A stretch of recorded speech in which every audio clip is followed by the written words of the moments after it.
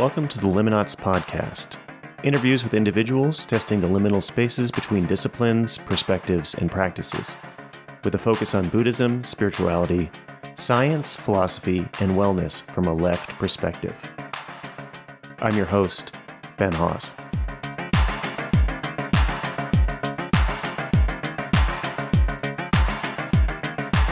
My guest today is Bob Kohl. Bob is a Zen teacher, as well as an osteopathic physician and radiation oncologist, and a certified yoga teacher. Bob's also been practicing a healing modality called Selfunwinding for greater than 7 years. He describes Selfunwinding in these terms: by reconnecting into our sensations and feelings and beginning to allow the body to move, release, and reintegrate from our hidden and fragmented patterns, we are startled awake into the experience of functioning more within the whole of our being. I'm going to discuss medicine, healing, being a Zen teacher, and how all those things mix, as well as a bunch of other stuff. So without further ado, here's my conversation with Bob Kohl.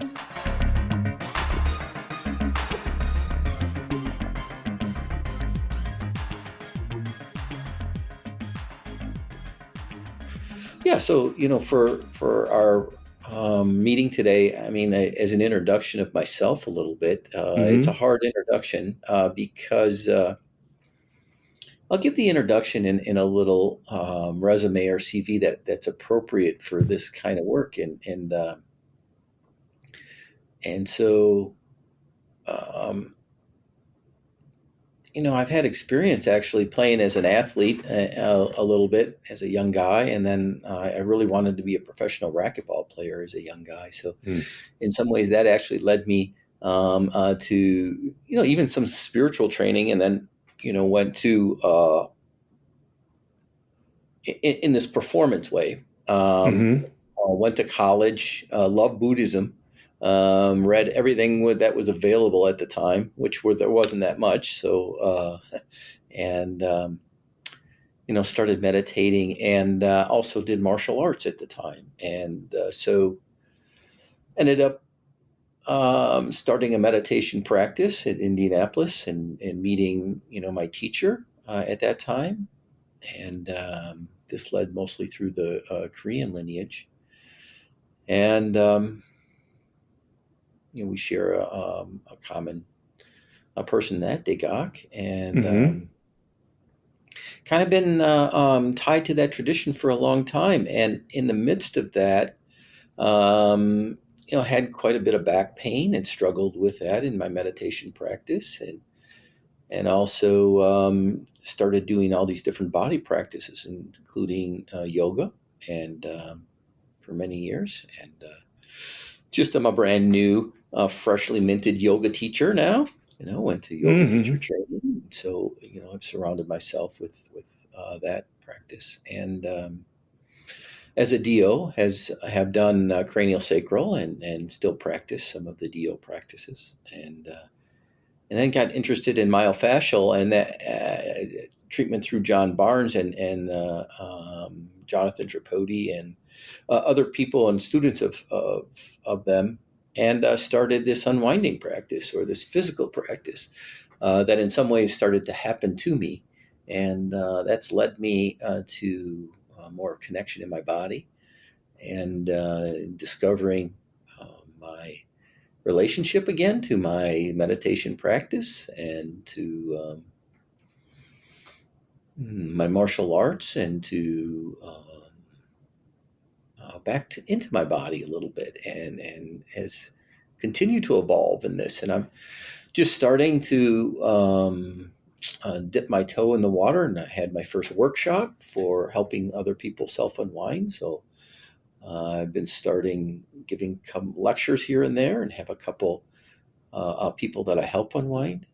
So this is an evolution for me. So that's kind of where I am now. It's probably a good place to also mention that, are you still a radiation oncologist, or I am. I'm sitting in a radiation oncologist office right now. I've just finished my work. My primary job now is helping smaller communities through a hospital system. So I'm starting to decrease my work hours, and I am enjoying the luxury of not being the primary radiation oncologist at a lot of centers, but also the advantage of being able to spend more time on this, or hopefully that's the idea, evolving into this. Yeah. So one question for me is, I mean, radiation oncology. I mean, that's kind of, I mean, besides surgery, that's probably the one of the most hardcore kind of, medical practices, that somebody with a medical degree can do, and so the journey from that to doing something that's so much more integrative and more involved with self-healing as opposed to working from the outside to, you know, uh, radically alter the body to try to heal it. I guess my question is, since I'm an acupuncturist, and I primarily deal with pain, but I also work a lot with psycho-emotional stuff. And since I have Right. this long meditation background and was made a Dharma teacher, so I can teach meditation. So I work with people with that too. And I think, it's an interesting question to ask, do you feel like being a physician and being a healer are the same thing? Or do you feel like that can be a tension? Well, it kind of reminds me of this old martial art question. Like, are you a good martial artist, or what does it mean to be a martial artist, and what kind of, my martial art can beat yours, or is technique more important than some fundamental, body awareness that you can, do you get it, quote unquote, Mm-hmm. as a martial artist, or are you part of a certain form or system, and can my system beat your system? So I do find that tension in it. I have a little bit of a kind of a schizophrenic history in that. Like, I have both interest in my undergrad of chemistry and philosophy. So these Uh-huh. these classes didn't line up very well, and they didn't really ever think people would be taking advanced level philosophy and physical chemistry, because one would end at 355, the other one would begin at 355. Like, Right. no one imagined that they would across a larger campus. So, um, other than the scheduling conflict, I actually did not find them diametrically opposed, and so I have kind of traveled in that quirky world of in the science world of I think my skill set might have been making complex things kind of simple. They didn't come hard to me, even though I had to work at it. They weren't overwhelmingly challenging. But also, I enjoyed the philosophical aspect, and I think that's one way of where poetry meets science. So Mm-hmm. I've always enjoyed that space, I think, or going back and forth, and I didn't really feel them so diametrically opposed. I feel that as you enter spaces, that you're forced sometimes into a model, just to extract something from it. But I constantly have, in retrospect, I personally haven't seen the big difference in them, even though there is this tension as we enter more from the external world. So I do find that still interesting thing in constant evolution of how to, in some ways, deal with technique versus the fundamental laws or universal principles of the universe. I mean, where do Mm-hmm. they meet and how do they meet? And sort of what you're getting at with the acupuncture too. You can memorize the needle stuff, but then what's this other stuff? And what's more important? And do I just memorize the points, or is there something else going on here? So anyway, I don't find them diametrically opposed in my internal view, but I do see how the world, approaches these things in maybe two different lenses. Yeah. Did you feel constrained in your radiation oncology practice, or you're still doing it? In the ways in which you can work with people, or in terms of like types of healing that would fall between the cracks, or, you know, the certain paradigm of diseases have single causes, and then there is, a heroic measure to correct it, and which has, immense power, but then also can, often doesn't quite fit, and often, the results don't work out. And so, do you feel any tension in there in terms of the tools that you were given, and or your role as, a Western biomedical doctor, in terms of how you could work with people? Because for sure, I mean, anything you read about medicine, it's all high tech. It's all extremely, not conducive to quietly contemplating the nature of our existences, but is, expensive and, really sort of focused on the symptoms at hand, and pretty much everybody's a specialist too. So I just, from my perspective as an acupuncturist, I'm often working with people and actually trying to help them put together the different pieces of their medical landscape to try to figure out, okay, what's going on with you here, and also thinking about, different aspects of, their lives that, they could be working with along with what they're doing. And also, I mean, certainly I'm extremely interested in the studies and the science behind what I do. In fact, probably more than many of my colleagues. I've had off and on a membership in the Society for Acupuncture Research. One of my best friends, who I hope to have on the show, is a researcher in acupuncture, but also an fMRI specialist. And so, I'm quite interested in what the science has. But on the other hand, I can't deny that, health and people's bodies and the way that we interact with each other seems to have a certain amount of the interactions and the effects that happen with people, and what we feel with each other, and what we seem to know about each other and can do with each other, that seems to fall outside of what can be really easily explained, and is, would essentially be data that would be dismissed, because, what do you do with it if you can't monetize it and turn it into a machine or a drug? So, and also because it, pushes the limits of what we could imagine could be accounted for, scientifically, but certainly, given, what we know and don't know about, say, quantum physics, those sorts of things. And, there's certainly some space where you could imagine wilder stuff having an explicable basis at some point, but, you're still very fringy if you want to say that. So, given your feelings, I know in about energy medicine, about the non-orthodox medical approach to disease, how have you found that it's been any constraining at all, I would say, in your role? Yeah, right. So, yeah, you said a lot there, and sorry about that. No, it's okay. Yeah. It's really okay, and I can answer it quite simplistically, actually. Good.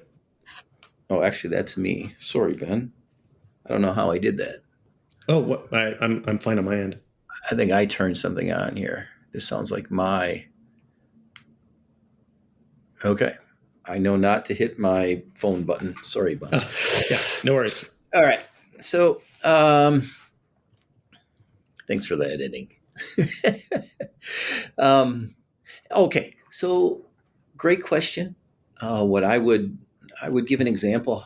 I think the biggest thing when you're actually in the trenches with meeting people, and I think you're probably very naturally good at this too, is you got to meet people where they're at. So no matter what model you're a part of, no matter where you're a part of, in meeting them where you're at, Let's say, for example, I'm meeting a patient today, and they have head and neck cancer. And really, radiation is the only method Mm-hmm. for curing this. And there is nothing else, and there's nothing else I Mm-hmm. would recommend. Um, but also, radiation is a brutal treatment, and it's medieval like for this. Even though we're using the latest technology, and I talk about the machine moves around you Mm-hmm. 360 degrees, and these leaves move, and I have kind of a nice approach to this, and I love using that technology for it, drawing on every slice and all this kind of stuff. However, I also say with the patient, doctors are doing you some harm with this, and you have to recover. You're here for 15 minutes or half an hour every day, and the rest time is up to you. And then that that kind of is a lead in to see how much are they interested in on their continuum of health. And the patient I saw today was still smoking. So I said, you could do something with the Mm. smoking. And it's really important for you to take control the best you can, and all the little things, and telling them about a little bit of Gatorade and some water, and constipation and sleeping, and how important it is about your approach right now, and how you're doing the healing and we're doing the hurting in a way. I might even use those words, but to reinforce what recovery is and how to approach from there, and meeting them where they're at, and maybe dipping your toe in around the edges if someone has an energy practice or starting to talk about chakras or things like that. I mean, we can meet in something like that, Mm-hmm. and I usually give myself probably too much leeway than I should, but no, so far no one's really turned me in. But pushing around the edges a little bit to see where they'll go with that. But definitely meeting people where they're at, and not. I think there's a certain violence in even pushing the energy question. Meeting them where they're at, and letting them feel that I do care with them, and spending some time with them in a way that's a little nurturing for them, and telling them a story about how to approach this and be kinder with yourself, and a psychological kind of a framework to see what's happening to you right now, or where you're coming from, and so I think there's ways to meet people. But what I'll tell people too is that, if you got a shotgun blast, energy medicine's not the way to go. You need to go to the ER. Right, right, of course. Yeah. So, I mean, when you end up, for me as a radiation oncologist, there's usually not a whole lot of wiggle room here. So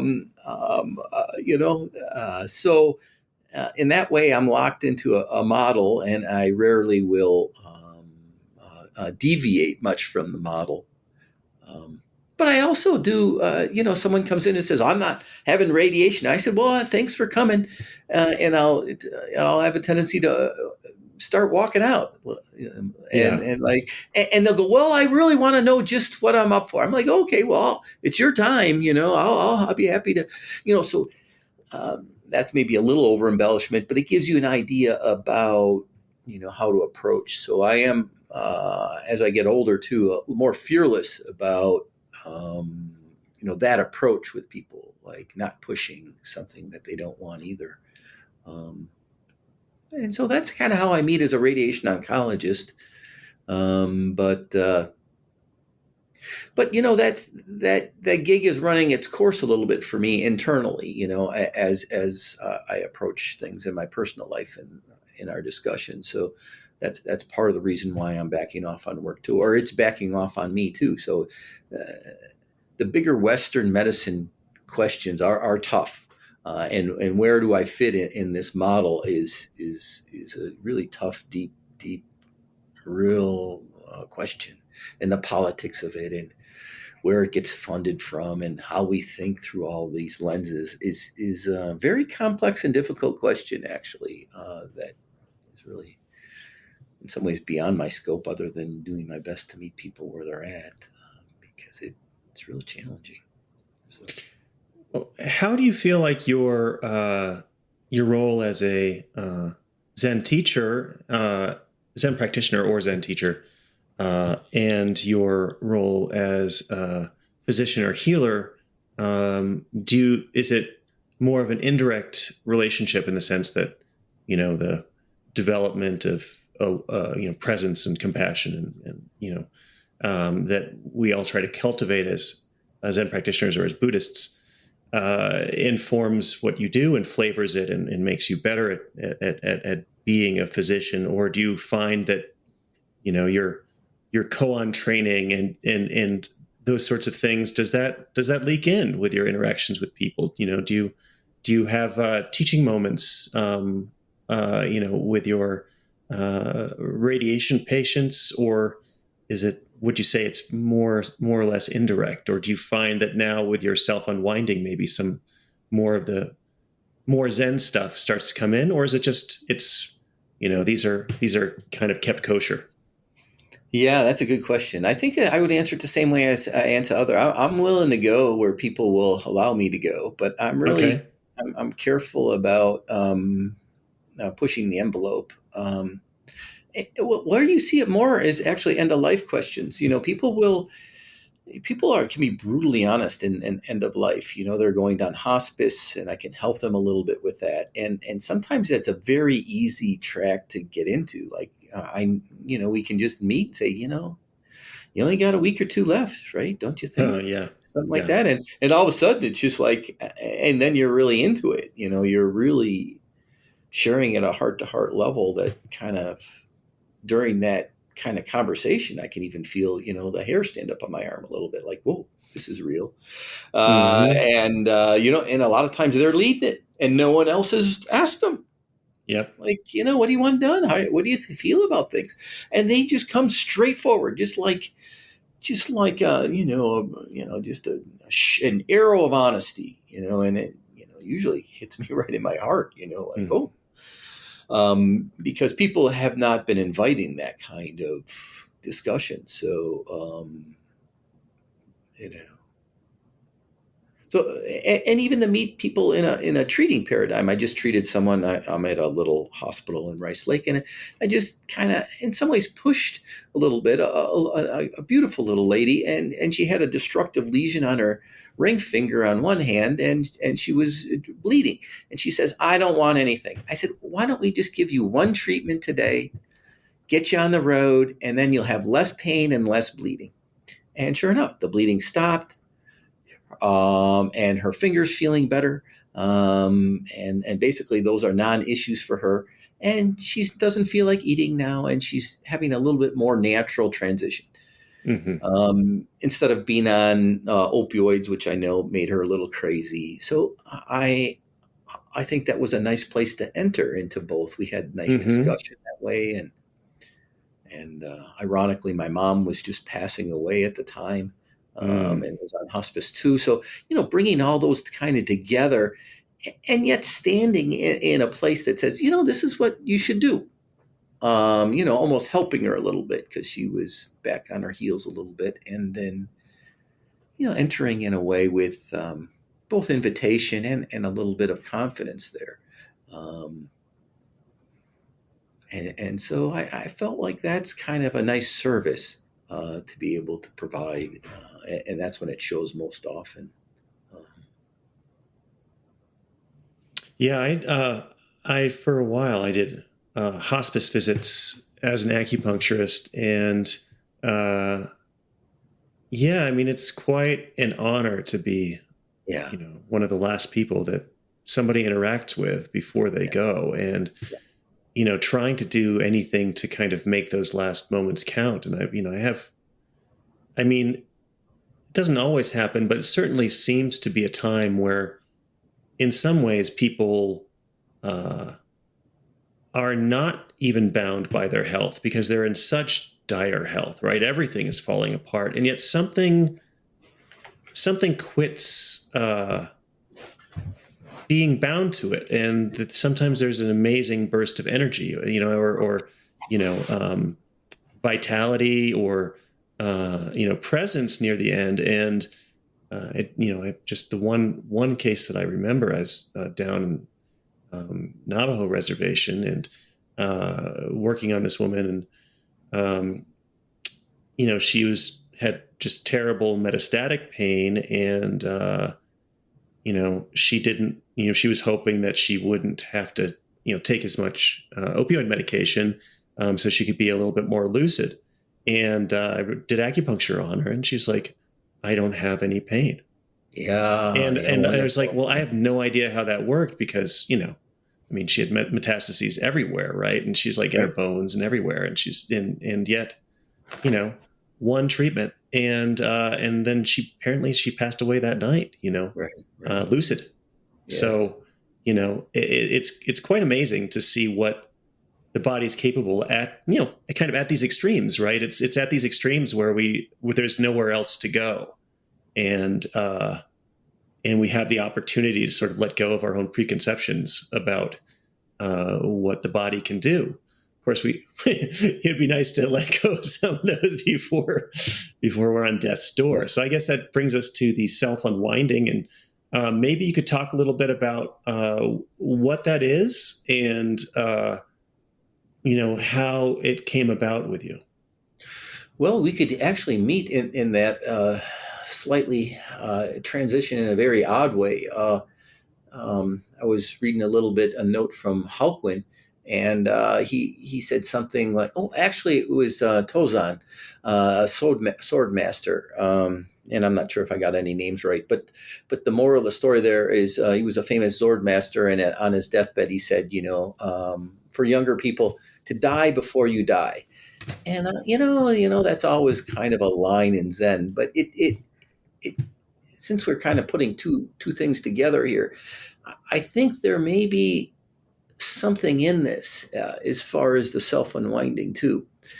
Mm, And what does that mean in the deepest sense that I want to be a part of? Is if you're holding on to something in your physical realm or within your body, let's say, and it's shading your life. It's a deep irritation you're struggling with. It's like it affects the lens you look through because there's maybe a deep irritation, or I hate to use the word trauma, but there's been a life experience that's kind of held inside your body, and right. it never moves through. So it is. And in the coming back to this weird place that I've never talked about before this way, but dying before you die is if you discover this, or it's able to move through you in a way, or be available to you, something in that has died, and there's a rebirth in that, and recapturing something, so that deep hidden unconscious fear that's kind of been held within your body now moves, or is available. And I think maybe that's what they were getting at, dying Hmm. before you die, because if you're just in your head about that, what does that mean? Yeah, well, yeah, I get it, but you don't, until it actually you feel some of those things that, to tie our earlier conversation together, when you have these deep feelings about that shades some of your fears maybe about death, and some of those are able to move, and they move into your body or through your body or within your body, and it's a little bit of a rebirth, or a little bit of something dies, something is moving through. So um, that's kind of where I want to meet this self unwinding, actually. Not so much like, oh, I got back pain. Can you fix me, Dr. Cole? Actually, no. That's not really where, I'm up against it and I just don't know what to do and I'm really struggling. Well, let's work with that. That's a nice place to enter. So.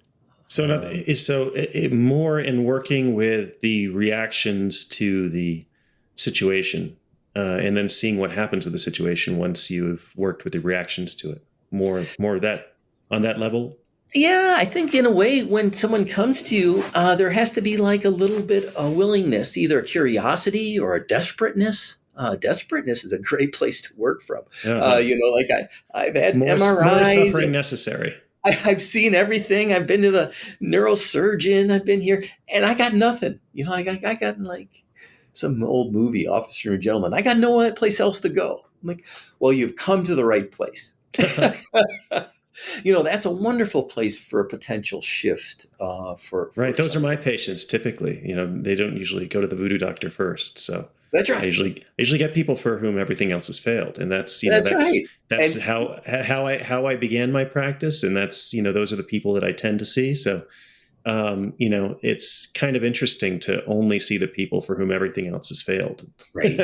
That's It's great actually because it's I mean most people still do very well. It's quite well, remarkable.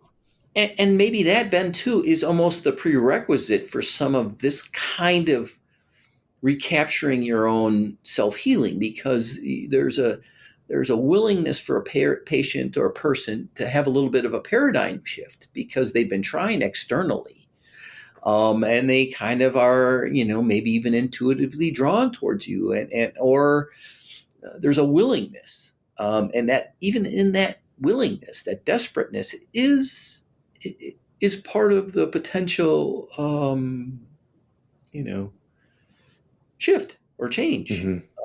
So I mean, we talk about placebo effect a little bit everywhere, Hmm. but in that desperateness, there may be the willingness for change, and so that's actually, I think, a great place to enter. And it's not like the placebo effect. It's not that the placebo effect, isn't actually healing. It's that it's healing that's non-specific, right? It's just, you know, it's that part of the healing that happens, that's not dependent on the tool, except that it, for whatever reason resonates with the person and gets them engaged and gets that part of them, that part of themselves that uh,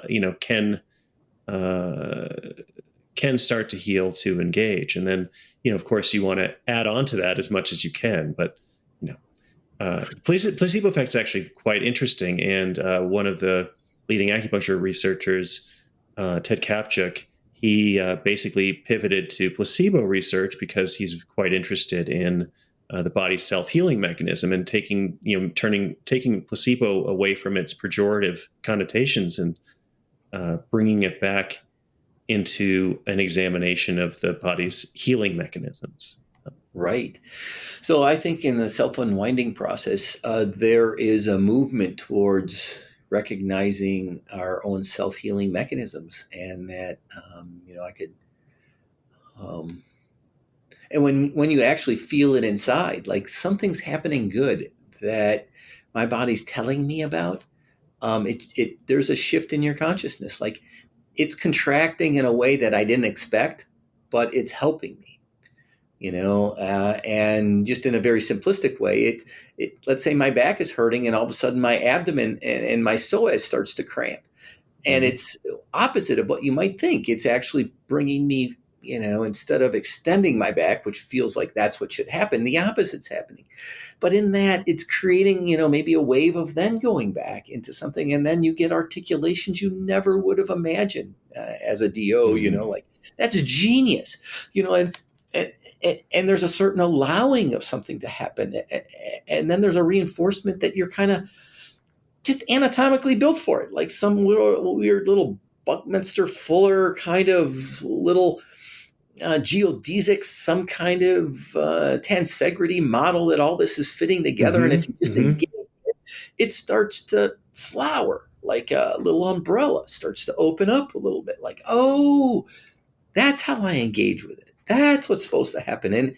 And so you're kind of, when these moments happen, they actually tie together a little anatomy, a little energy, a little, placebo-like way in. So the edges around each one of the specific thoughts in your model of how to deal with your body start to, just soften a little bit. Like, so I'm impressed with that over and over again.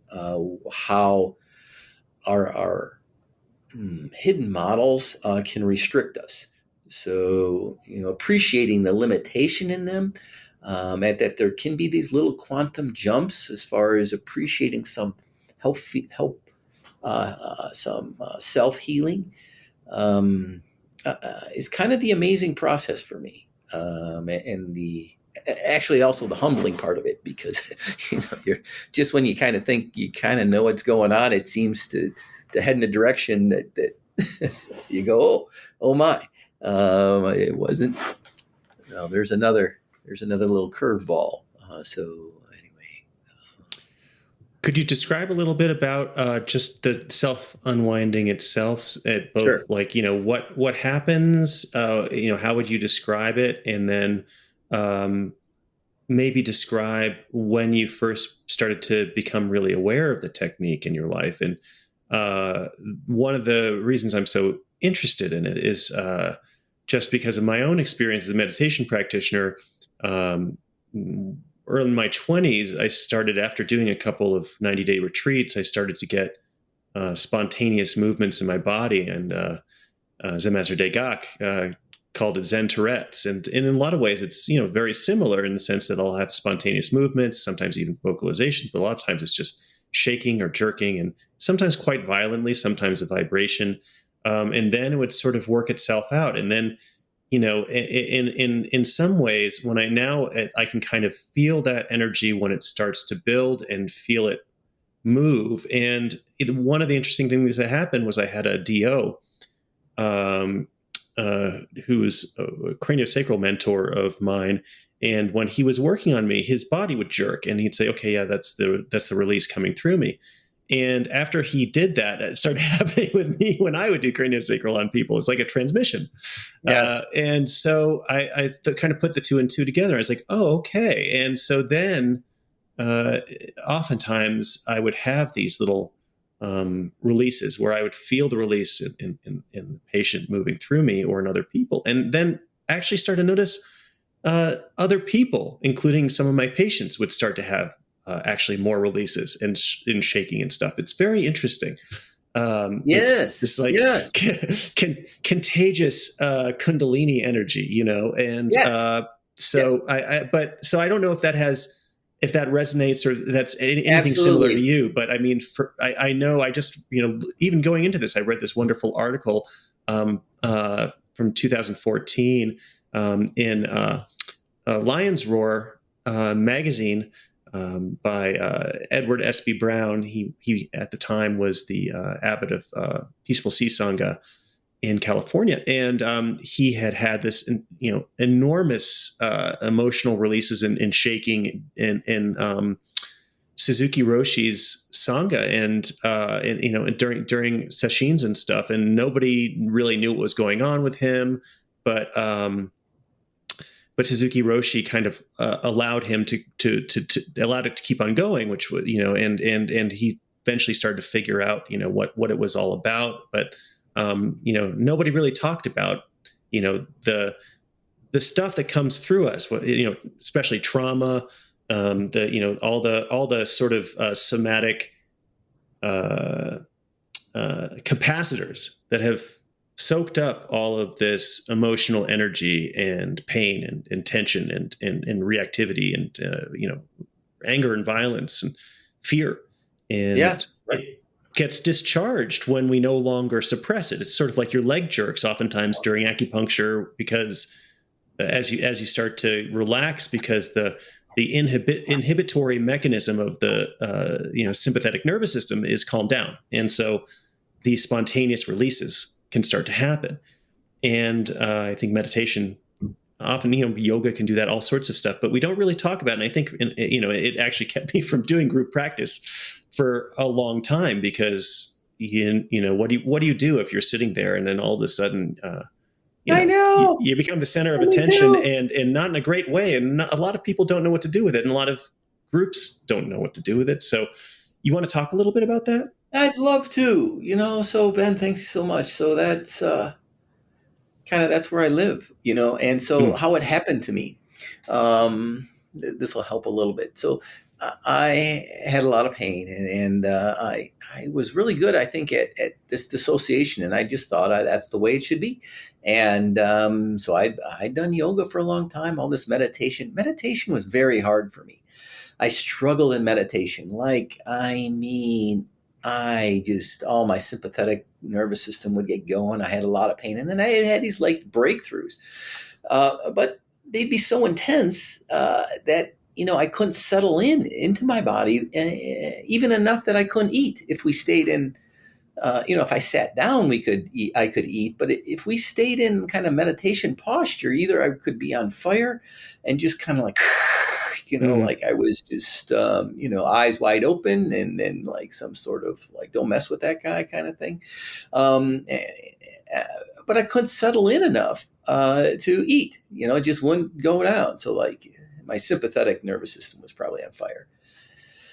But I didn't appreciate that. I just thought I should be able to sit there like everybody else. And then Hmm.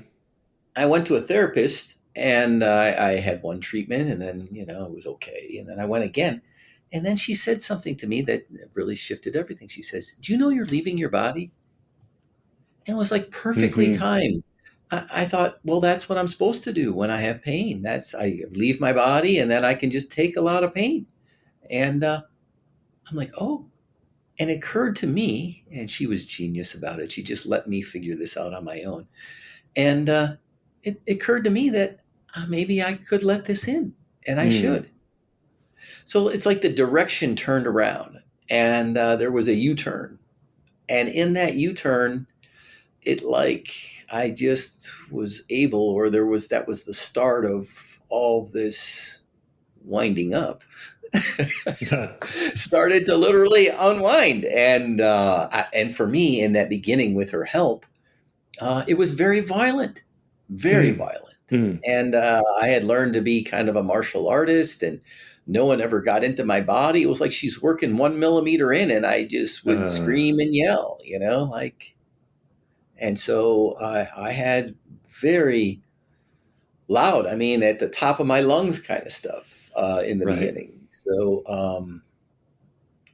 and that was very cathartic for me, and just a lot of energy inside this little bag of bones, and so that started a long term release, and I went that went on for years, and then And slowly what kind of therapy was she doing? a myofascial release Okay. through John Barnes, and so and then I met some of his students that had kind of gone off, Jonathan Tripodi, and I went and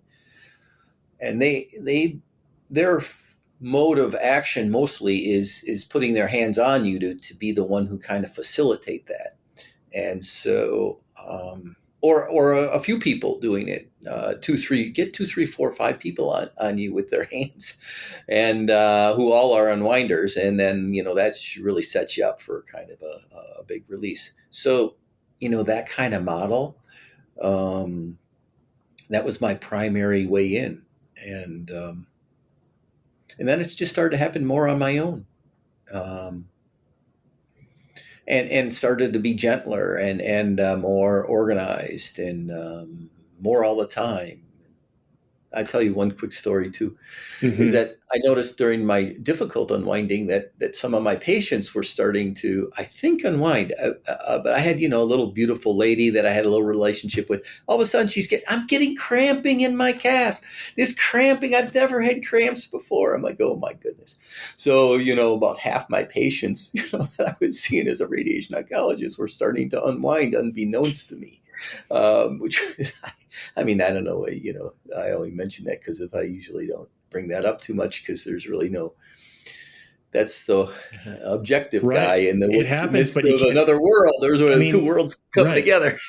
Well, and of course, you wonder, well, how often is this happening, but nobody talks about it because there's no bucket to put this in, right? Right. So I was more aware of my energy a little bit, and I kind of the way I met patients, and so I don't have that so much anymore. There was a real intensity about me at that time because it was just so overt for me. It was just Mm. really difficult, emotional unwinding. So, um, you know, using the word control would be something I would hate to use, but there is a way that energy started to dissipate, or just to not be quite so type A overtly into the unwinding. That was somewhat helpful, I think. If helpful is the right word, but at least manage that a little bit.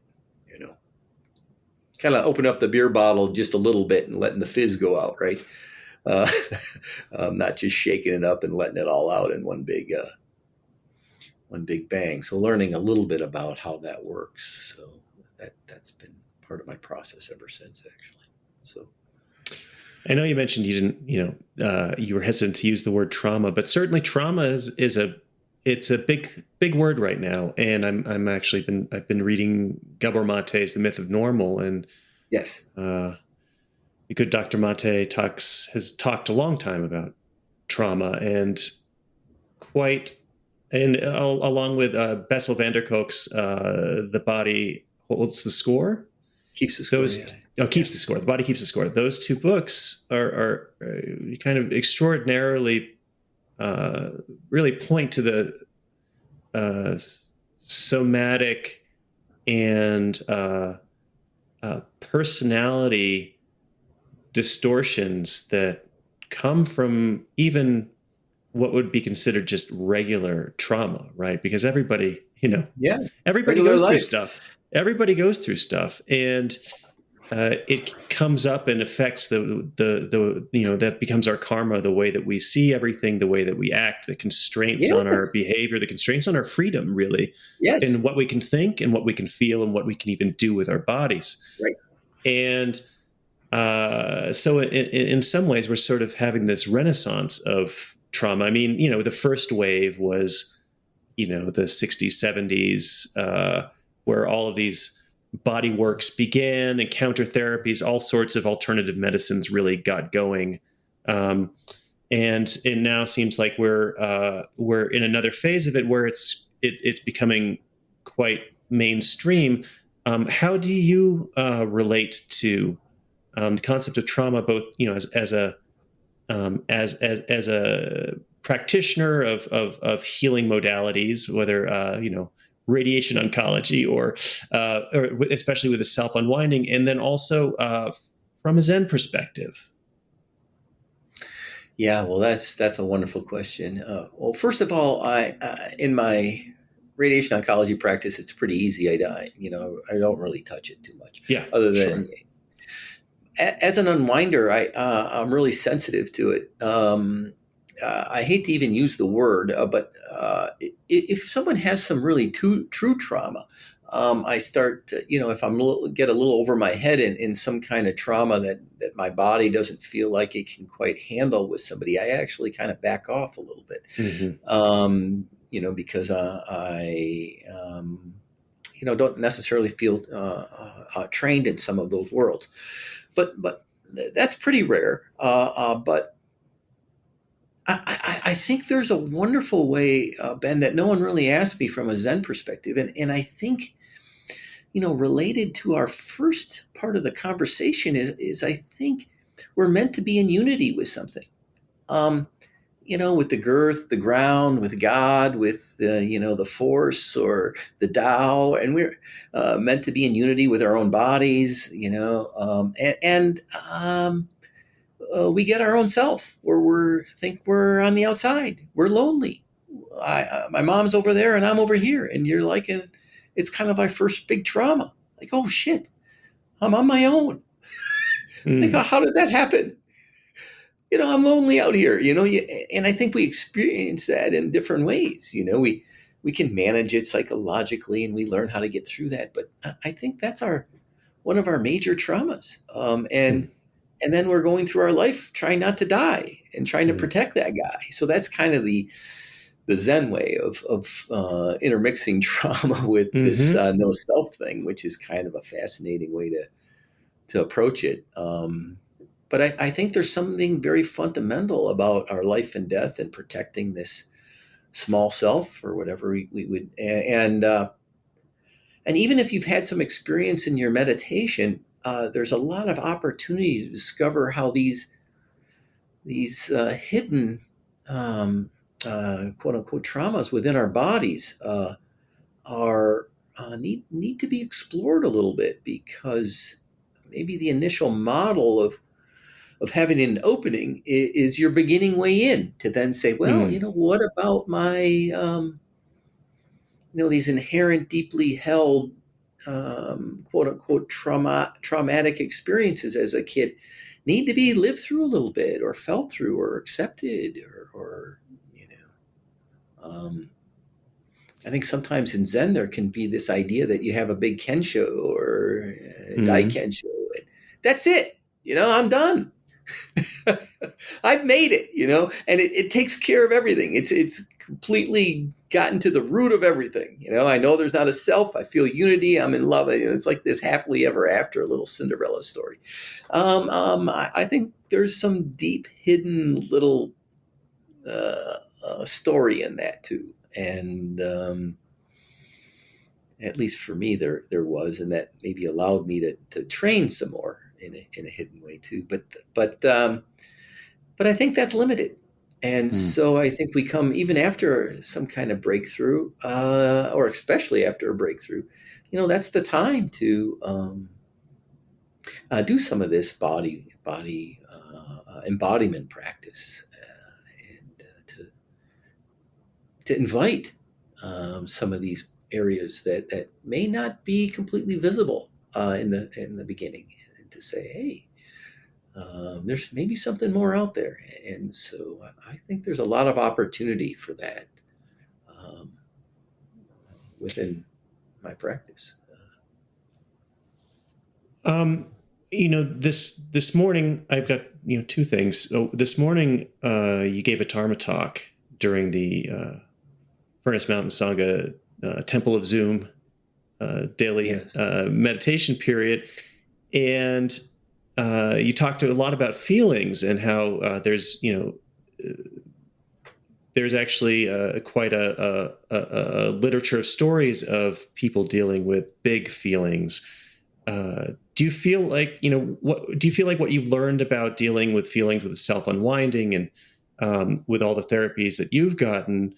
Uh, do you feel like where do you feel like sort of, I guess you could say, orthodox meditation practice, right? You're doing your sitting meditation. Maybe you do a retreat, you do some chanting, maybe you're doing some bowing practice, or you're doing a mantra. But is there anything in the way that we conceive of the Zen path, or that we practice it, that maybe doesn't get right or needs assistance with feelings, or that our interpretation or our cultural absorption of Zen practice maybe doesn't have a clear or open picture of, or is distorting? Yeah, I do think maybe there's just something a little bit lost in translation there, a little bit. And what's interesting about your question, Ben, is that I've done Zen for a long time, and it's still like part of my bones here a little bit. But I do find a discomfort in the question, or at least a nervousness in me about addressing the question. It's got some life in me. It's got some Mm, feelings. It's got some pretty strong feelings, actually. mm, Just asking it.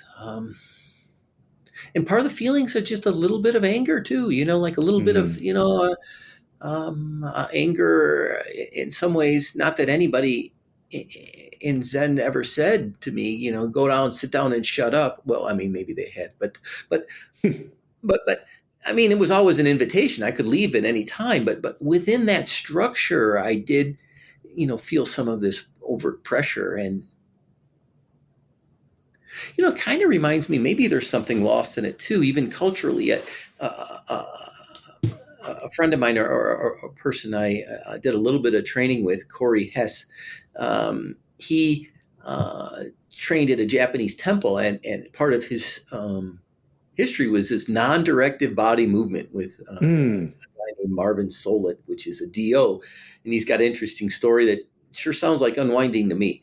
And so anyway, he they called it standing around, and then they moved, and this is a universal principle. In the Zendo? No, he Oh, actually learned it before he went to train in Japan. ah, And so when he went to Japan, though, he found it very helpful as far as, sort of off the mat, he started to do some unwinding, or non-directive body movement, I should say. And he said it was very helpful. And he's got an interesting story about, he went through, quote unquote, a Zen sickness. And it would mm, be, and kind of fits in with our energy thoughts here, and mm-hmm, meditation. And his teacher actually invited him, and he says, something, Corey, I just want you to be in your body, Corey. I just, that's what he said when Corey kind of came in this desperate moment. He invited Corey to also sit in meditation, but also do his non-directive stuff and to find it on his own.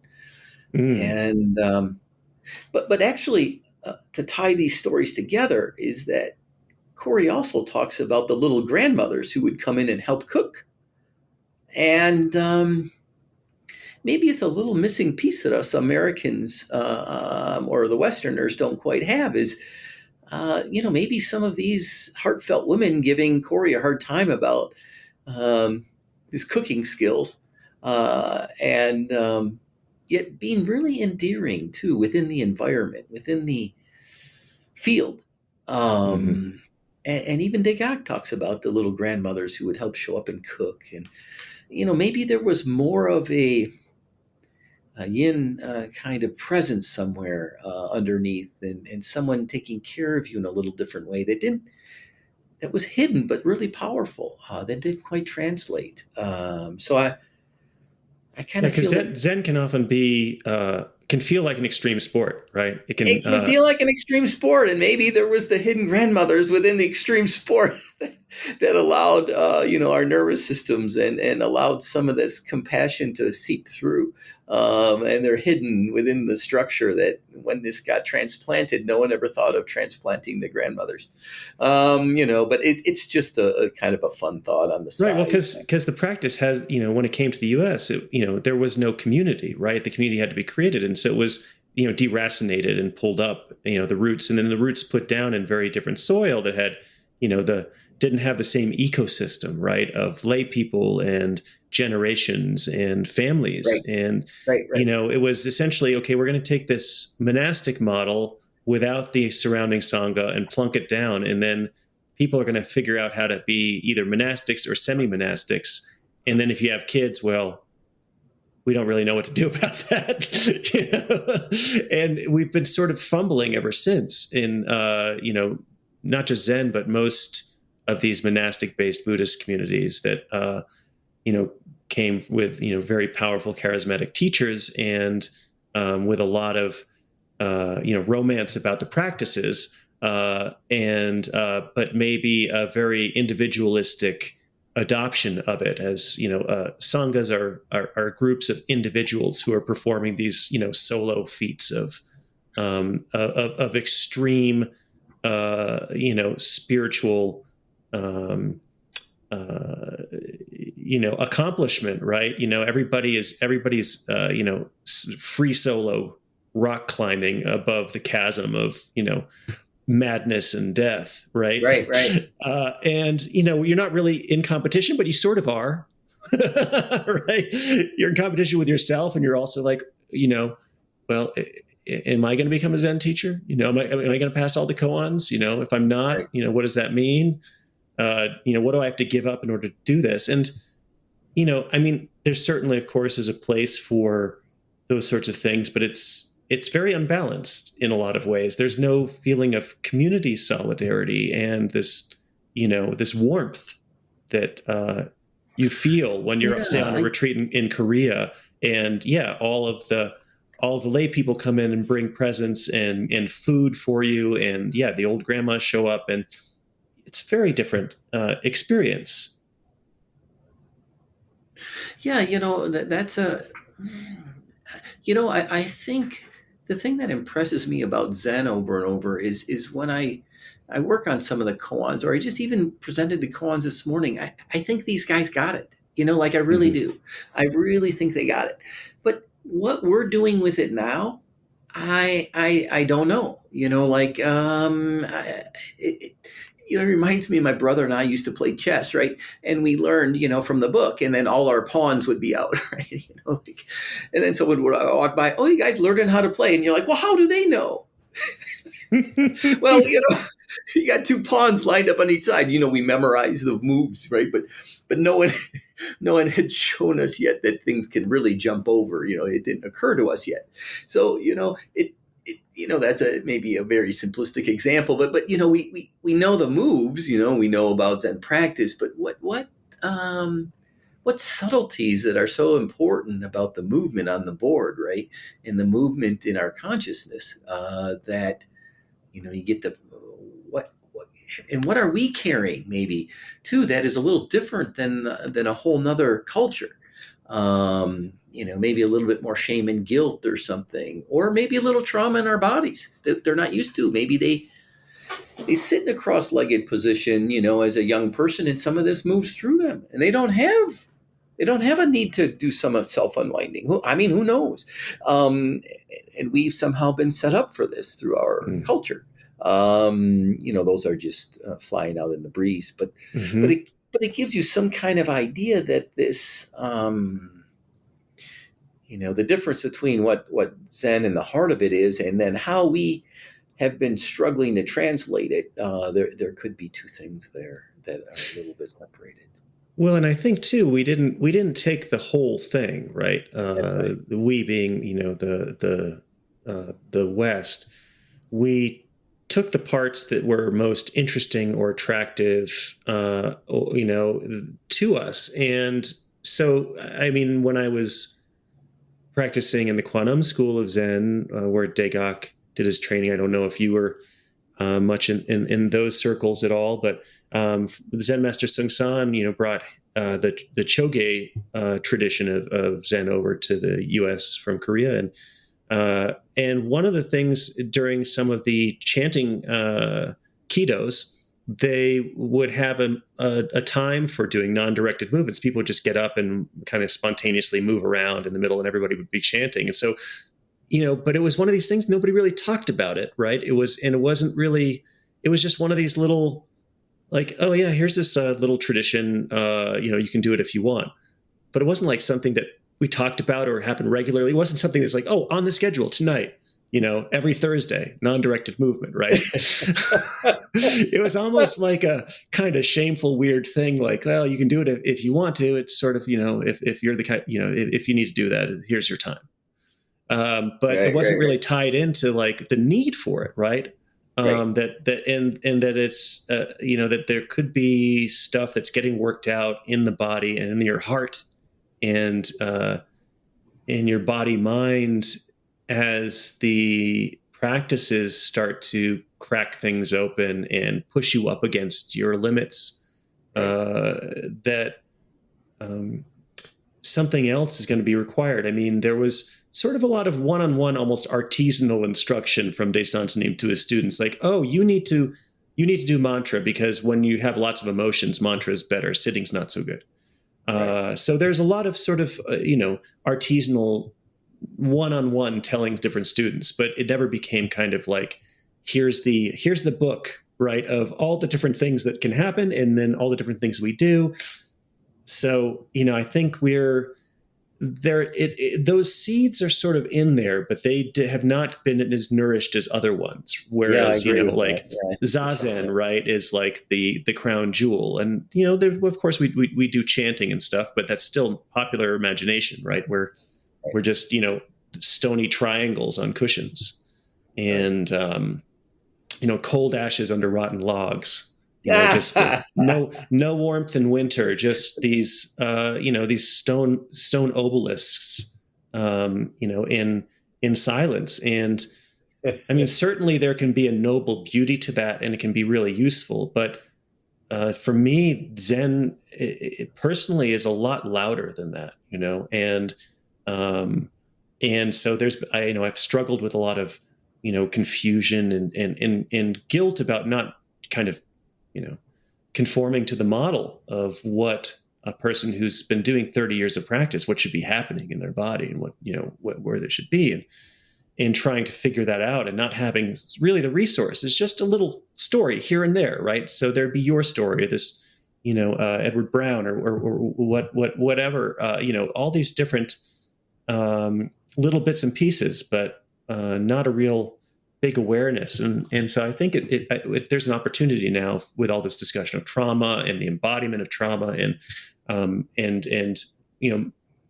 meditation practices, yoga. We have all these things And I'm not saying that we need to create a kind of cafe style, a la carte spirituality, but I'm saying that we can recover the full bandwidth of our practice by bringing these things back in that probably were always there, but it was, maybe not really emphasized so much, Right. Right. Anyway. Well, just to kind of sum that up, I think we were just built to do it. In or outside of Zen or around the campfire, that's my perspective now. Is that it seems like it's happening to me. It's not something I'm inventing. I do set Happens up in animals. I think, the whole polar bear thing with, and then Peter Levine with pedunculation and, the. If you feel free to explain those too, because they're fascinating. Yeah. Yeah. So, as we, the polar bear, there's a great YouTube little video of a polar bear gets shot with a dart, and I think they're on a helicopter, and they shoot this monstrous polar bear, and the polar bear actually kind of knows what's going on and is paralyzed, and is coming out of its anesthesia a little bit, and goes through a full-fledged unwinding, and it knows everybody that's around it, and it still is just releasing all of this energy, and so. And it looks like some of my early unwindings. Mm-hmm. And so it just feels when you see it, it's like, oh, well, that's what I was doing. Mm-hmm. No one told this polar bear. It's like I have a polar bear energy. And it's like, yeah, same thing. And so and the polar bear shakes off all that energy and, walks off and then is going to go sleep it off. I mean, it goes through a low energy after that. So it goes through that cycle. You talked about how people coming out of anesthesia too will do that spontaneously. Yeah. Happened to me certainly the second time I was under. I came out and my body was shaking and I was crying and I just just came out of unconsciousness like this, and it was it was quite intense. Yes. Yeah. And it's the healthiest thing for you to let people go through that exact cycle, just like the polar bear. We're mammals and they go through it and we should go through it. And so. And there's some post-op areas that are allowing people to do that now instead of just giving you some Demerol and shutting that down. They just got the Versed right into me and a little Versed, a little Demerol works great. But and at some point, Ben, you're going to have to finish that one, or you're trying to. That's just the way it works. It just wants to complete itself, and that's been my experience, at least for me. That it'll be waiting for you there, and if you haven't been through it already, it just wants to release right there. And so I think it's kind of an atrophied thing, like it's something we had capability of, but it's kind of been atrophied in our consciousness. It still hangs around there. I mean, we yawn, that's kind of like a little mini unwinding. We watch cats do their thing. I mean, they're always kind of doing their unwinding. You got dogs kind of laying on the ground. We think they're just scratching their backs, but I think they're kind of going through their own little unwinding. And so I think that's... I mean, everybody's had, or most people have had a kind of shiver, right? Of kind of disgust or something like that, right? Just right. Right. Well, that's what that is, right? It's like that energy of revulsion or which in revulsion is basically it's fear of decay and death, right, at the very basis of it, and it's this the spirit passes through you and you go and you let that energy back out. Well, I mean, just talk about a 5-year-old on a bike, right? They come in, they fly over the handlebars or whatever age, and they go down, and they scrape their knee, they're crying, full out, they're just like wailing completely. And you're like, oh my goodness, if you just kind of hold that space, allow them to connect into that and, not disconnected at all, make sure they're safe and, maybe hold them a little bit, but, allow them to go through that process. I mean, that's really an unwinding in real time. You're releasing all the energy. I'm afraid. I flew over, and you know what? 15 minutes later, skin, knee, and elbow, and face, they're on the bike again. Like that's how we're meant to go through this world. Yeah. I'm not saying, I twisted my ankle at the museum on the bus when I'm seventh grade, and I don't want to look bad, so I'm just going to walk straight, even though my Right. ankle is twice the size. I didn't fall on the ground and cry. I refused to cry. I didn't Yeah. feel comfortable crying in front of the girls, right? Yeah. And now my Well, ankle still hurts.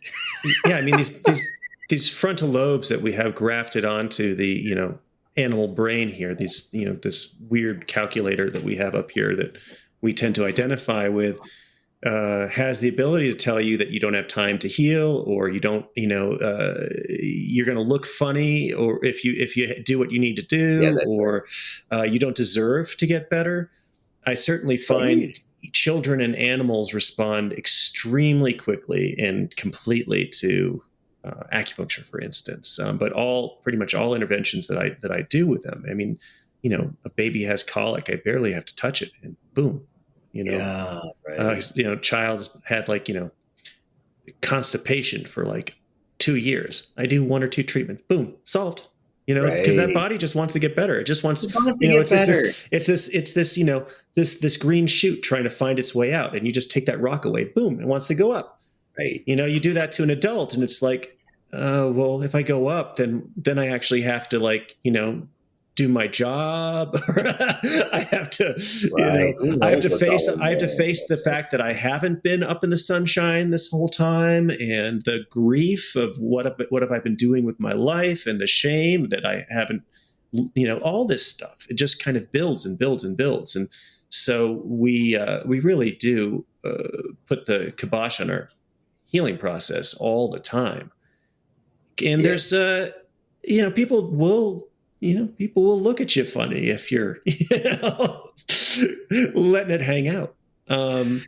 Yeah.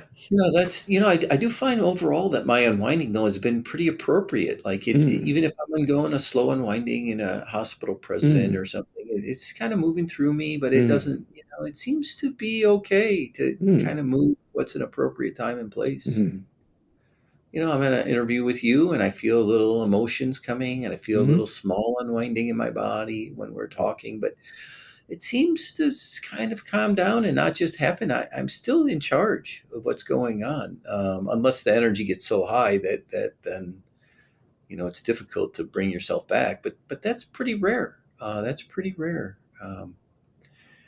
And Well, what would you say? You mentioned Zen sickness before, and I think that's really interesting because there's in the last few years I've seen all these articles, and there's about people who do mindfulness meditation, and they develop problems, dissociation, anxiety, all these sorts of problems, and there's now this even the society of kind of ex meditators, or who are saying, okay, this can be very dangerous. People can't just go and meditate. They have to be very careful, and communities aren't addressing this, which I think is true. There is this concept of Zen sickness, though, and within Sanghas traditionally, people have been helped through this, and but I think the tendency to keep a lid on everything, right, and to not let anybody know that you're struggling, to not let it out, to in some ways fake it till you make it, as a Buddhist practitioner, right, as a meditation practitioner, is very strong. And so do you think that there's something that sanghas can do to facilitate the healing of the sicknesses that can come up for meditation practitioners, for people on the Buddhist path who are going through these essentially purification practices, right? Where you yeah, then come up against everything that you're made of and everything that's right. going on, and you feel more, not less. But that can lead people into some really scary places. It's just, it can turn into a bad trip, just like Yeah. any trip, right? And so, how, what's the chill out tent for for Buddhist practitioners that we need to create, right? Or what can be done about for people, and for sanghas to acknowledge this, or help this? Do you think?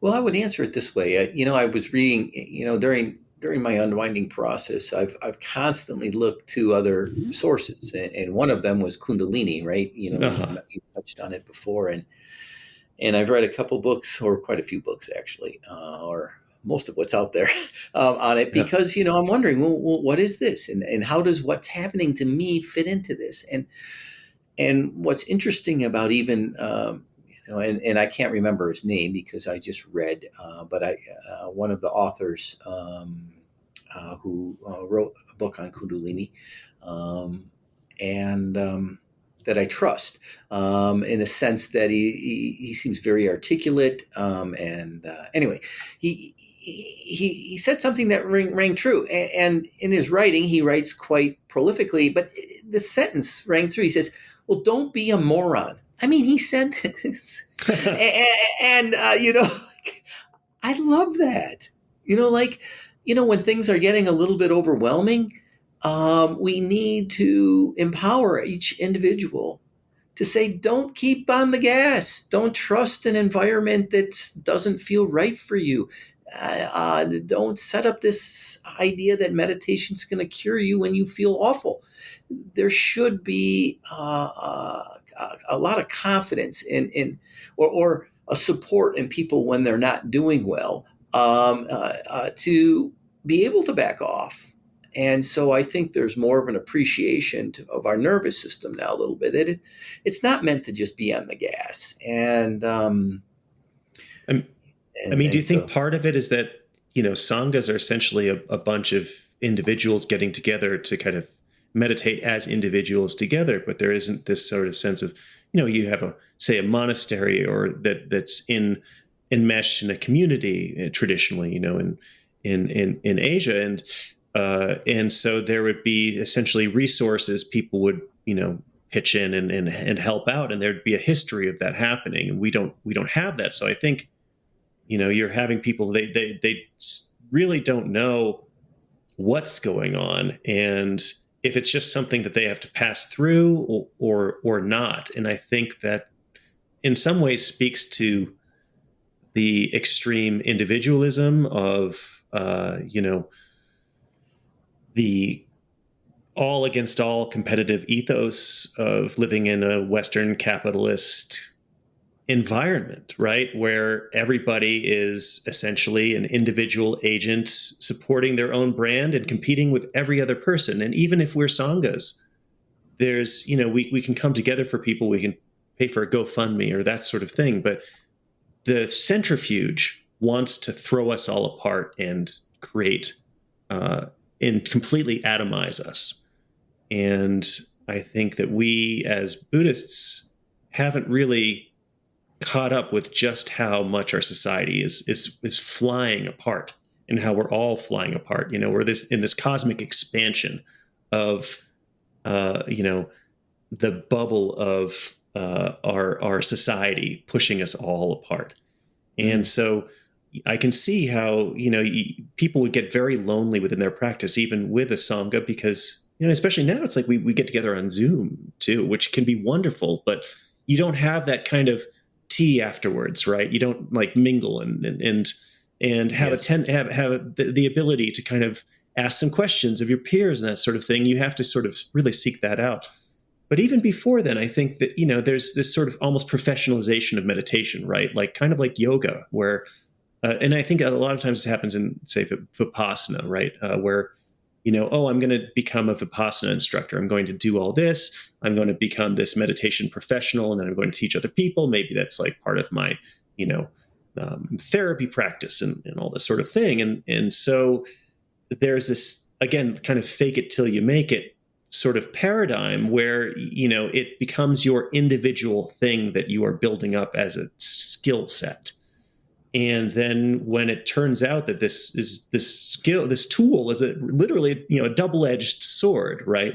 I think that is shocking to people, because we have this idea that, it's completely banal. It's completely beneficial. This is benign, not banal, but benign. Yeah. And what we're doing really is we're ripping our own skin off and kind of gutting ourselves. And and offering ourselves to the demons, like in the Tibetan practice, and, chopping off fingers in the Zendo and all this stuff. This is, how do you professionalize that? And that's kind of like, turning something into an app, or turning into something into a kind of a professional teaching track. I'm not quite sure how you reconcile that with, asking yourself, who is dragging around this corpse and dying before you die? Yeah. So, boy, you said a lot there. But maybe we could come back to starting to appreciate the practice is not a unidirectional force towards something, and it travels in waves. And if you can get a flavor of a practice that travels in waves instead of some sort of enlightenment ideal. As soon as you get some sort of enlightenment ideal, and I hate to even use that, but some sort of projection into something, and you talk about all different kinds of projections into something, a power struggle, or into capitalism, or some sort of projection into something that is leading you forward to something outside of yourself to go get something. It doesn't matter what it is. But all of those things that you kind of, if we put it in one big bucket and said, okay, that's you going out to go get something. Okay, if you allow me that kind of just generalization. If we kind of start to realize from the beginning that, yes, it's okay to go out, but part of that process is to come back in. And then you go out and you come back in. And you, in some ways, are managing this inward and outward, this evolution, involution kind of thing. Evolution, involution. And that's part of the way, the Selfunwinding has helped me experience that, is that you go through these processes, and to realize, or to help support that process back and forth. So, and in some ways, another way to put it is like, let's say you're going to sit hard. Well, why are you sitting hard? Actually, that's going to disorganize you. You're going to become disorganized inside. And at some point, you're going to have to go through that disorganization process, but you don't just keep leaning into disorganization. You then have to reorganize into in a new place. You have a little rebirth and a death, and a rebirth and a death. So it's not just, I'm just going to keep dying. That's not the model, like, I just never going to get there. I'm just like, not that, not that, not that. Well, then when is it that? So I do feel that maybe you lean a little heavy into one aspect of this Zen practice, and we can have the tendency to go into that. But really, to find that flavor of both aspects being and managing that a little bit, and looking into it in all different ways, from nervous system to techniques and practices to psychology, how to hold that aspect of in and out, in and out, in and out. So I think there's a little bit different twist on that. Not just all in, going in, but not just all out either. That's how it wants your body, and actually wants to go out and learn new things and get some stimulus. But then once it gets too much, you're like, hey, that's enough. I got to integrate this. I got to go in and see what's happening. So as a being, I think that's kind of what we have to start to model a little bit better. Well, it reminds me of, this sort of, there's always this tension. It doesn't have to be a tension, but it always feels like a tension of doing and not doing within your meditation practice, right? So there's this, this Taoist, you really don't have to do anything because each moment is complete, right? Buddha nature is right there. It's never going anywhere. There's, it neither is created nor destroyed. It's the mirror is always clear. But at the same time, you still gotta get up off your butt and get out of bed in the morning and sit on the cushion. And if you always hit snooze through it, you're going to miss your boat. So there's always this back and forth, this tension between the doing and the not doing, the hard and the the release or the resting, uh, I guess. Yeah, right. Yeah, yeah.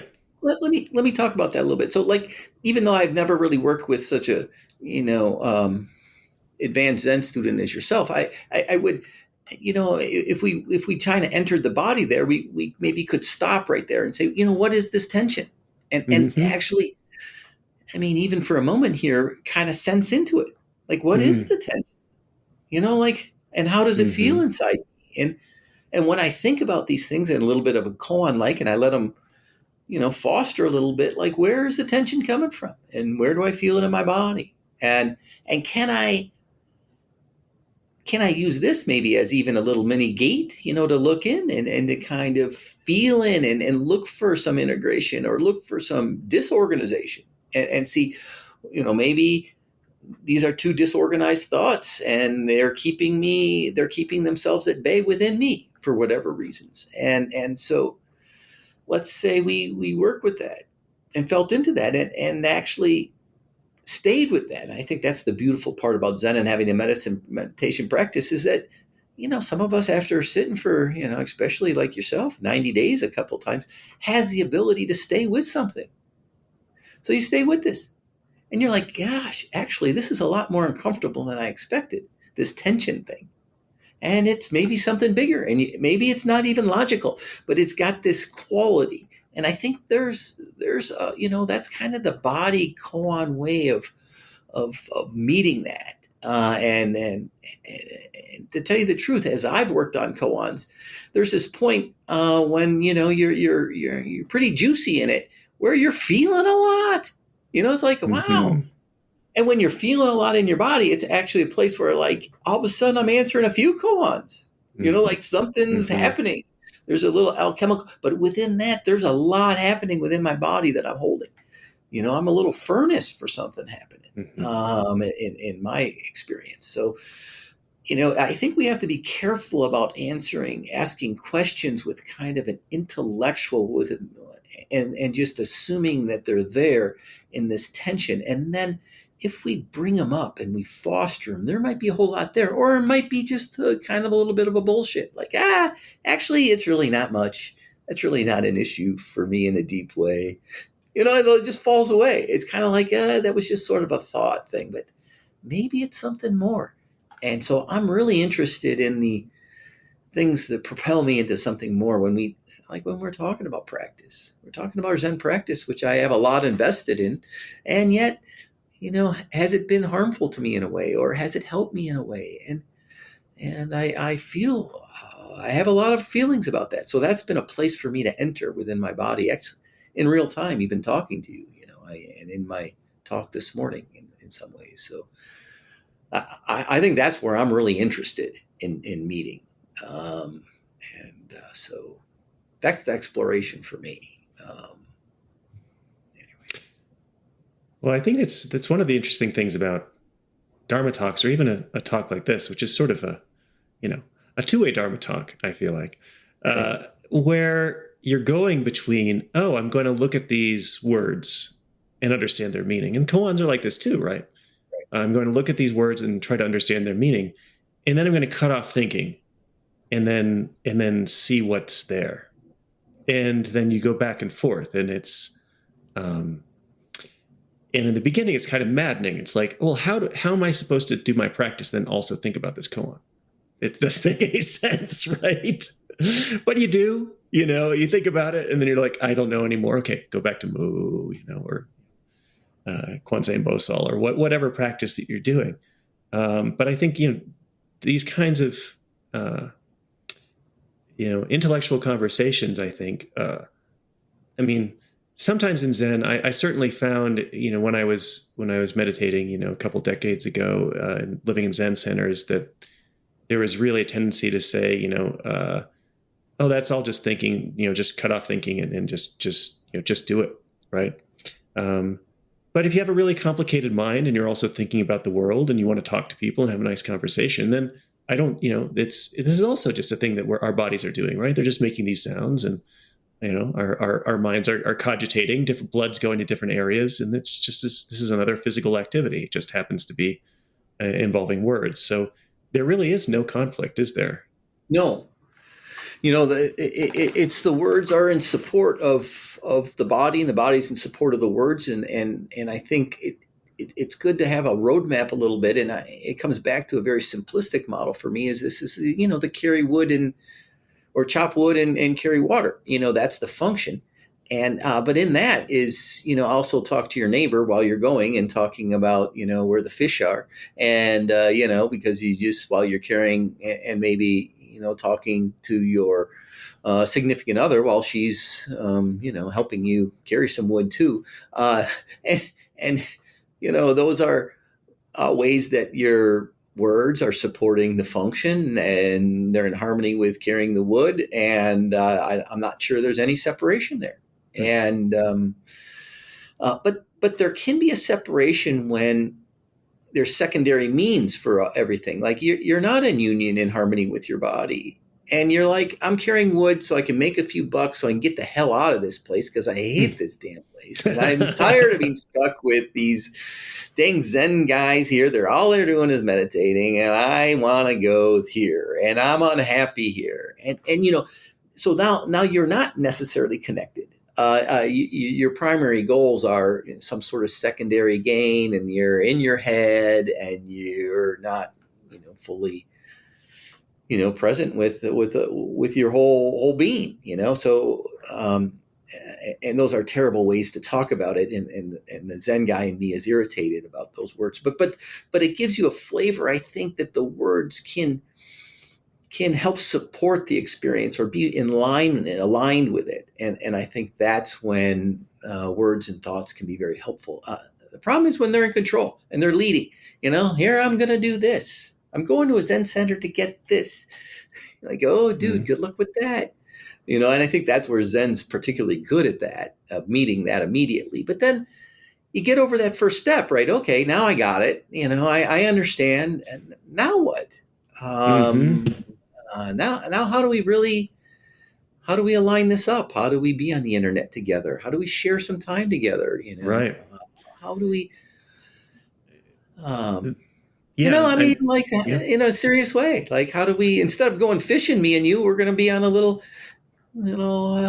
discussion together, and isn't that kind of sweet?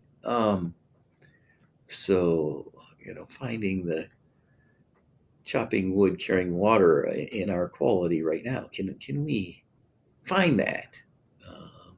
So anyway.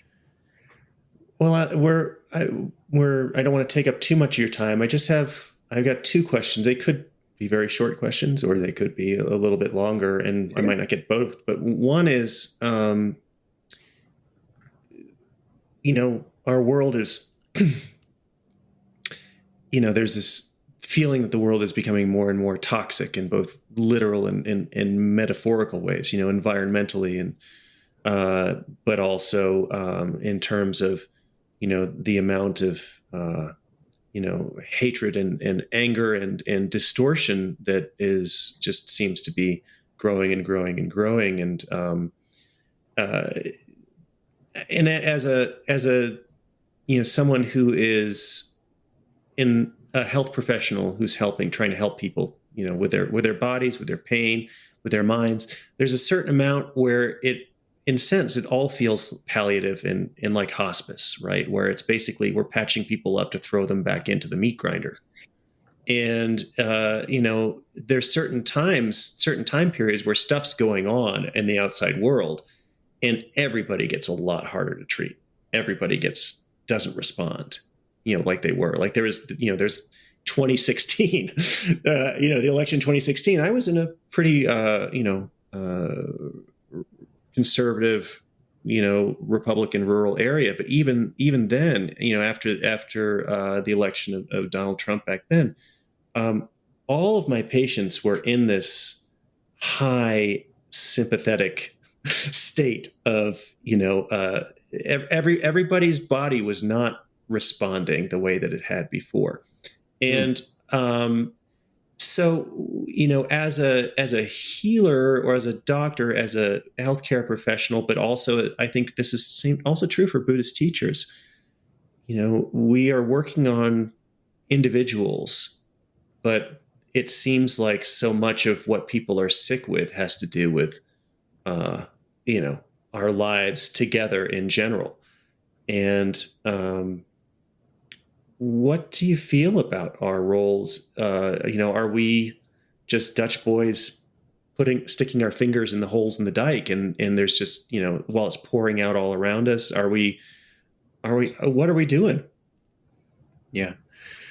So well, first of all, I'm very encouraged by, and I look forward to meeting you more often in this place of unwinding, and that'll happen to you. And I think that this is a great gift that we kind of share with each other, and just even reading that someone spontaneously is unwinding. And I just gave a little workshop that almost everybody unwound where I was with them. I have to tell you, that's a big plus for me. This is new for me, and I'm not really sure it was transferable deep down, and to know that it is, and that I can have impact on 11 people that we were together. And I gave them a taste of unwinding, and empowered in their own body. So I also think we're part of an age where this is happening, and kind of coming out of a closet of sorts in re-empowering ourselves too. And I think part of that too is a fear model that's on the other side of this, going, oh my gosh, something's happening out there. I mean, the world's, the environment, some things are changing. And, so that's the outside stimulus, but how are we responding to that? So I'm very encouraged in a personal way by just even you coming forward and talking about your self unwinding, and I respect that so much in context to your sitting practice and your experience. So that's very encouraging for me. And but I have to tell you, I pine over the same news you do, and I have to tell you, I YouTube it too much, and I go from YouTube to YouTube to YouTube with the same sort of thought process, like what the blank is going on with this, this mind that just goes in a circle over. I just can't quite believe it. If I click on the next YouTube, it should. Well, of course, and the algorithm is pushing you to do that too. Yeah, it's pushing me to do that, and it's getting it, right. And so, that's right, and so I think that algorithm, that in some ways that you went through a little bit about the world and the ending and this and that is going on, that's a little bit of an algorithm too. So I think, once there's a certain change in our bodies themselves and in our sympathetic tone, like you talked about, once there's a shift in there, we start to actually pull forward different data. Like I kind of talked about in the talk before, like, like I in this podcast, just or in this discussion, real shortly, my mom just passed away, and as I remember our history together, there's a lot of good feelings I have, but that's from some of the work that I've been able to do, and I notice other family members that it's not the case. Like it's like, whoa, what are you gonna say? I mean, like, you don't even have anything to say. Like, kind of stuck into a certain lens that doesn't lend itself to even remembering good stories, so I think I got no other way to go but through this kind of practice. And I feel very lucky too that I kind of have a practice, like in a practical way. I'm going to go home and I'm going to unwind a little bit. I'm going to do a little yoga, something unwinding. I don't even know what to call it. And I'm going to feel into my feelings from the day, and even our discussion. Maybe I'll have a little vulnerability hangover, and I'll kind of, feel in my body like, oh, we can always edit it out too. Well, thank goodness. But the moral of the story there is that, it is like a little, I have a little practice on my own that I can kind of rely on, that so in some ways I don't really, not that I don't care about changing the world, but in some ways I can come back to my own kind of meditative practice that does include this self-unwinding, that actually allows this practical aspect to happen to me. I feel that's quite a gift. That's quite a gift to be able to have that. So I don't know about the rest of the world, but I mean, at least we have this discussion together, and I have that to go home to, and not just a beer. Which is nothing wrong with a beer. Amen. Anyway, that's a long maybe a beer after, but or beer during. That's okay too, but not just 5 or 10 or going home at bar time, right? So that's the moral of that story. And I guess thank you so much for that, and thank you so much for your kind words. I mean, I'm just kind of the idea behind this podcast is I in my time practicing and just being on this planet and the types of things that I've done, I've met a lot of people who are doing extraordinary things and are trying, their hardest to make sense of everything and are not staying in one lane, but are often jumping to incorporating different stuff and trying to really, get a grasp on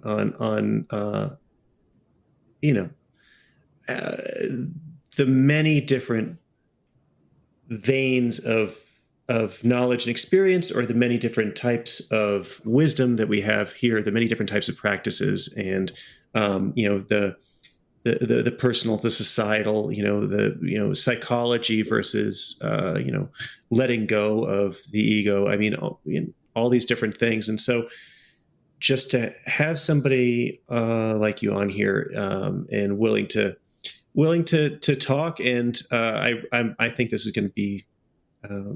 I think people are going to benefit a lot from this. So thank you very much for showing up. Well, you're welcome. The only other question I have is, so you recently did a dark retreat, just like Yes. Aaron Rodgers, and so is it just because you're a Green Bay fan? Is this a cheesehead? Is this a cheesehead thing? And I'm not playing for the Packers this year. I just decided in my dark retreat that's not happening. Mostly because I suck. But anyway, but it's kind of funny. But actually, didn't help your toss. I have to tell you, it brings a little tear to my eye that you asked the question, because I kind of want to share in the same vein. Mm. The same vein is that it took me a couple days of just raw being in the dark retreat to really discover some of the layers of how the world has taken my power away. Mm. And how, even with all this unwinding, that I had a little someone over my shoulder like, are you good enough? Or are you, it felt like I might be on, because I went to Guatemala, like, are you going to be on some show? Like, oh, Gringo in the Dark, this little, and it wasn't overt like that. It was this idea that I'm not quite doing the right thing or walking the right way. It had a little disconnection that's historical for all of us, I think. And to really feel through that for the first few days has been quite a gift. And I think it feeds in this discussion about helping us empower ourselves, not like, oh, I can't wait to go meet this Bob guy, this Dae Do. I'm going to go do what he's doing. Like, actually, what he's doing is asking you to sense and feel into your own body and to reconnect in your own thing.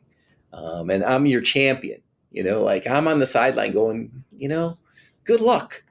This is an N of 1 and you have it. So go for it. Go explore, go feel your own feelings, go sense your own thing, go think your own thoughts, go try new things, and, don't do this thing at all. But keep empowering yourself into that cycle of recognition, how we get disempowered so early and within our culture, and that it's worth it's worth that recognition. So I think that's my biggest takeaway today and with you.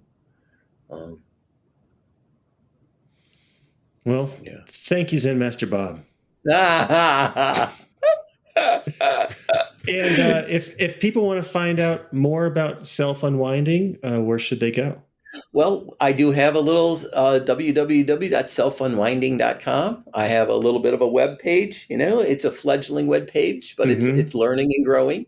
And in there, I'm going to put more and more resources too to find other things. I feel like I'm part of, I just happen to call it Selfunwinding, but it's something we all have. And I'm in support of others who are doing similar things. Like I'm in support of Ben being a self-unwinder now. And I think before you even know what I was talking about, this is the healing thing. And I think it's a little atrophied piece. And there's plenty of other people doing very similar things. I think my biggest twist is you're already built for it. So let's just find ways for each other to discover it and kind of leave you there. And if people want to find one of your wonderful Dharma talks, where do they go? Well, that's a good question. I don't know. But are you teaching it at? We do teach on the. There's the Mahasangha page for Lexington Zen Center, and so about once a month on Facebook. On Facebook, yeah. And so Furnace Mountain Mahasangha. That's right. And they can also go to furnacemountain.org. Furnace Mountain Zen, is it? Do either one of us know the URL? I'll put it into the show description. But that's right. Let's see. Okay, furnacemountainzen.org. Yes, that's right. And so that's a nice place for starting your discovery through the avenues that we've traveled. So if that's of interest to anybody, that'd be a wonderful place to start. So, all right. Thank you, Bob.